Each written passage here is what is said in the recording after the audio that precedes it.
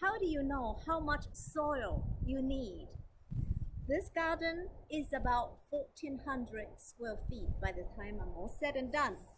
And if you're just starting and a new gardener, my advice is to start small, not like this big, because it can get overwhelming really soon. So if you have a very small space, you can just eyeball it, how much soil if you need to buy to amend your native soil.